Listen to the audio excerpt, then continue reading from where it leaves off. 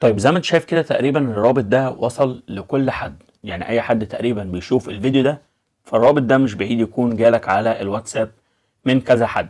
رابط فيك، الرابط ده بيبقى غرضه الشخص اللي عمل الرابط ده علشان يكسب زيارات كتير. الزيارات دي فيه للربح، مجرد ما بيعمل خبر عن كارفور او ايا يكن المكان ويقول لك ادخل هنا علشان تكسب ايفون او تكسب مثلا دولارات وكده، بتدخل على الرابط وتبدأ تبعت لاشخاص كتير وبتسجل برقم بتاعك.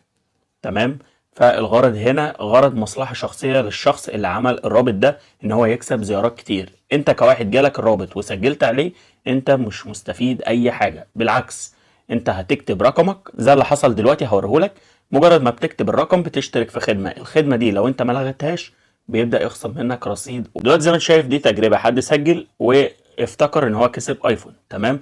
فانا بدأت على طول كده لان انا عارف التجارب دي وحصلت اكتر من مرة، بس بدات اتكلم عنها لان انتشرت قوي الفتره الاخيره. انا كل حد تقريبا يبعت لي الرابط ده واقعد اشرح، فقلت لا لازم اعمل فيديو اوعي الناس. تمام. فيا ريت لو انت شفت الفيديو ده ابعته لاي حد بعت لك الرابط ده، علشان ممكن بعد كده لا قدر الله حد يبعت رابط يكون فيه هاك او اي حاجه تضره.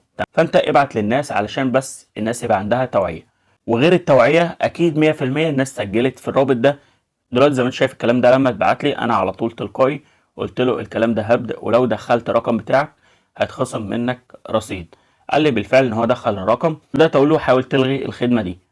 سالته على اسم الشركه قال لي فودافون، وبدات اقول له كلم نجمه 010 شباك. تمام. وممكن تدخل على الرساله اللي جات لك بعد ما كتبت رقمك، على طول في رساله بتجيلك على رقم موبايلك بتبدا تكتب كلمه ستوب. كتبت كلمه ستوب الخدمه كده هتكون اتوقفت. طب ما كتبتش حاول انت تلغيها، تشوف بقى انت شركه ايه وتشوف الاكواد بتاعت الغاء الخدمات او تكلم خدمه العملاء وتلغي الخدمات دي. ان حرفيا الخدمات دي بتخصم رصيد كتير جدا. لو انت معاك اي رصيد على موبايلك هتخصمه. تمام. فده كان فيديو النهارده، اتمنى يكون عجبك. يا ريت لو عجبك ما تنساش تعمل اشتراك بالقناه وتفعل زر الاشعارات علشان يوصلك كل جديد. والسلام عليكم ورحمه الله وبركاته.